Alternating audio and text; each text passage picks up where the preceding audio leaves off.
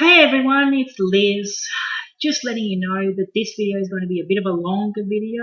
So I've just appeared for the intro and then I will also appear at the end. But for the rest of it, it will just be slides from me using my Paint application on my Windows computer. So today's topic, as the title has mentioned, is what changes on hormone therapy for males. So what physical changes, neurological changes, and other changes occur on testosterone therapy in males. Now, just so that you know, for the rest of the video, the definitions that I have used are from Wikipedia, and as such they use androgens. Androgens are essentially testosterone and some of its subcategory testosterone type hormones, but you can use them interchangeably, and I will be doing so throughout this video. Hope you enjoy it, and as always, leaving some comments for me would be amazing. Thank you. So there are several things that change for them. These can include skin, hair, face, gynecological changes and reproductive changes, and neurological changes. So let's start with skin changes. Once you begin testosterone, there is increased activity of oil and sweat glands. There is also a change in body odor. It becomes less sweet and musky and becomes more metallic and acrid. Acne is also a bit more prone once you begin testosterone. It's generally worse for the first few years of testosterone therapy only, though. There are also changes in the hair. With androgen therapy, also known as testosterone therapy, genetics primarily determine how much hair will develop. So if you've got a very hairy family, for example, you can expect to have more hair. And it also determines where, as well as whether male pattern baldness will develop. Now, the action of testosterone on hair follicles is mainly due to the more potent androgen dihydrogen testosterone, which is nicknamed DHT. Now, the next changes that occur are facial changes. There are changes to the brows. Males tend to develop heavier, bony brows than females. Other changes are in the cheeks. Female cheeks tend to be fuller and more rounded under the influence of estrogen. Fat is deposited beneath the skin, and overall facial and body contours become softer.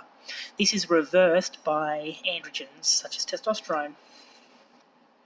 The nose. The tip of the nose of the nasal bone tend to grow more in males than females, creating a larger, longer, or wider nose. Next is the jaw. The jaw in males tends to grow wider and more deeply sculptured than in females. And the lips. Females tend to have thicker, fleshier lips than males of the same size due to estrogen. And the larynx.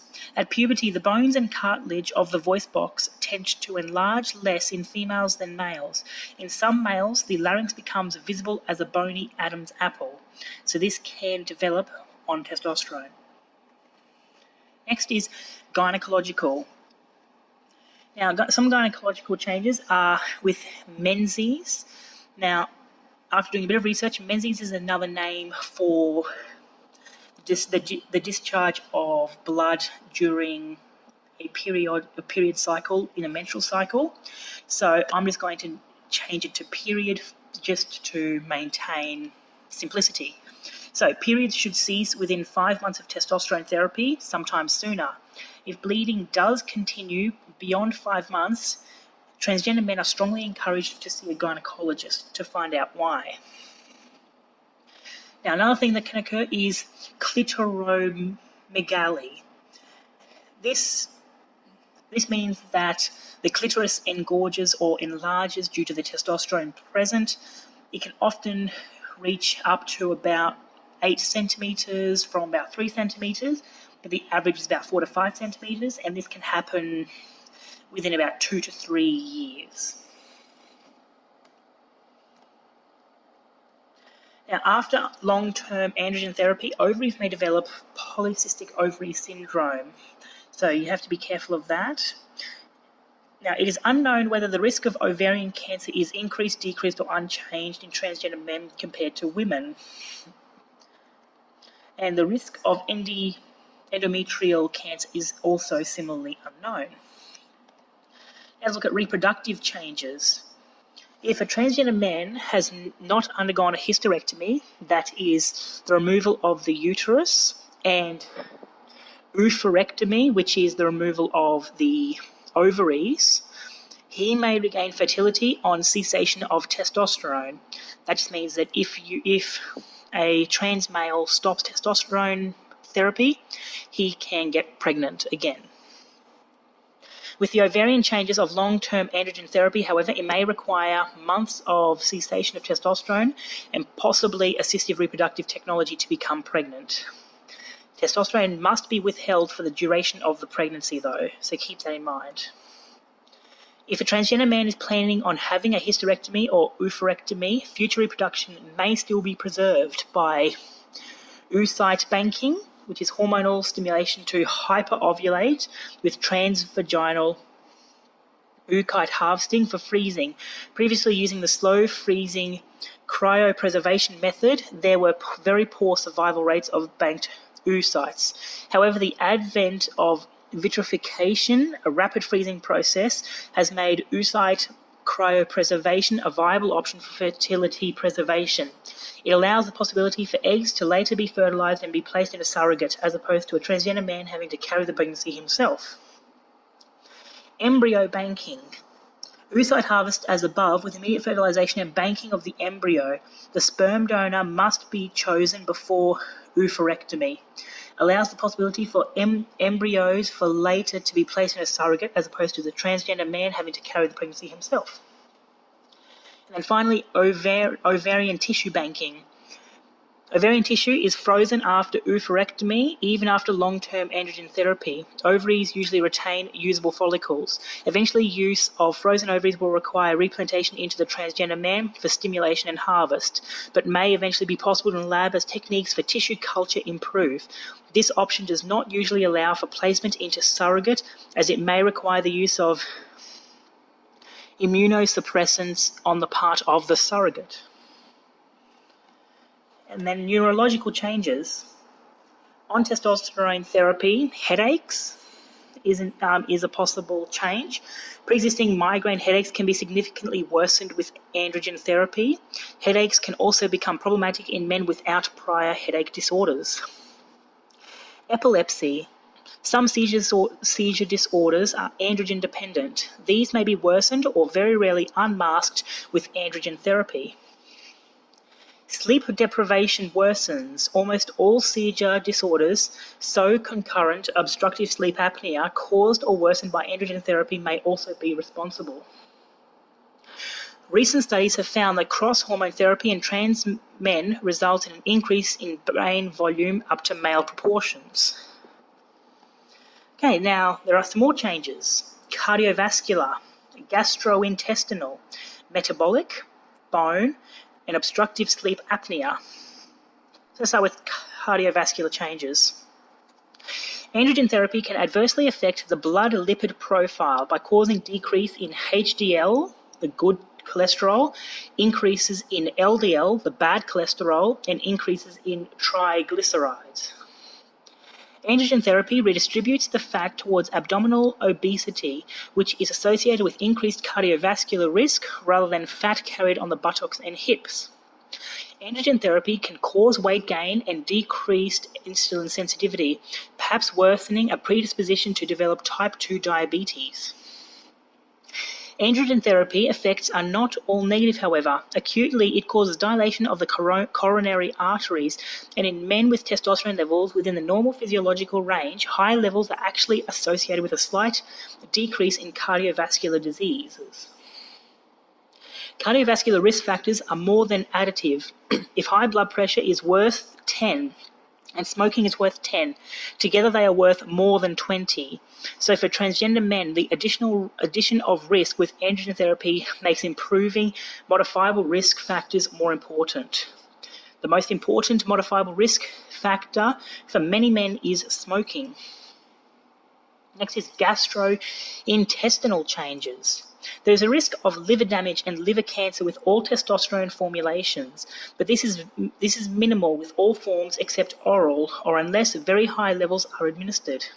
However, as with any drug that carries even a small risk of liver damage, liver function tests, or at least ALT, should be periodically monitored. Metabolic changes. Testosterone increases body weight and increases appetite.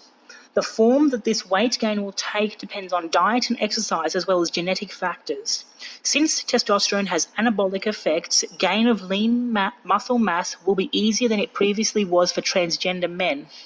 Moderate amounts of exercise will cause greater gains and will ameliorate some of the adverse effects of testosterone. Many transgender men have reported an increased energy level, decreased need for sleep, and an increased alertness after testosterone therapy. In cisgender men, abnormally high or low levels of testosterone are both associated with insulin resistance, which eventually can result in type 2 diabetes. So mid-normal levels of testosterone are the target for androgen therapy. In women, increased levels of either estrogen or androgens are associated with a decreased insulin sensitivity. In a study of transgender men and female, decreased insulin sensitivity was found in both populations after 4 months on hormone treatment. Induction of insulin resistance by androgens and estrogens. Next up, bone changes. Both estrogen and androgens are necessary in both cisgender males and females for healthy bones. Young, healthy women produce about 10 milligrams of testosterone monthly. Higher bone mineral density in males is associated with higher serum estrogen. Testosterone may cause an increase in cortical bone thickness in transgender men. However, this does not necessarily translate to greater mechanical stability. Transgender men who have been oophorectomized must continue androgen therapy to avoid premature osteoporosis. Estrogen supplementation is theoretically not usually necessary, as some of the injected testosterone will be aromatized into estrogen sufficient to maintain bone, as it does in cisgender men. However, a single small study of trans men after oophorectomy demonstrated that androgens alone may be insufficient to retard bone loss. It is likely the case that pre-oophorectomy residual estrogen production is protective. However, after oophorectomy, some trans men may have insufficient estrogen to retard bone loss. Daily calcium supplementation and possibly vitamin D3 and K2 are probably a good idea for most transgender men, but it is even more important after removal of the ovaries. Finally, obstructive sleep apnea. This may be worsened or unmasked by androgen therapy. Risk is greater in transgender men who are obese, smoke, or have chronic obstructive pulmonary disease. Untreated obstructive sleep apnea may have significant adverse effects on the heart, blood pressure, mood, and may cause headaches and worsen seizure disorders. Symptoms of obstructive sleep apnea are noisy sleeping, including snoring, excessive daytime sleepiness, morning headache, personality changes, and problems with judgment, memory, and attention.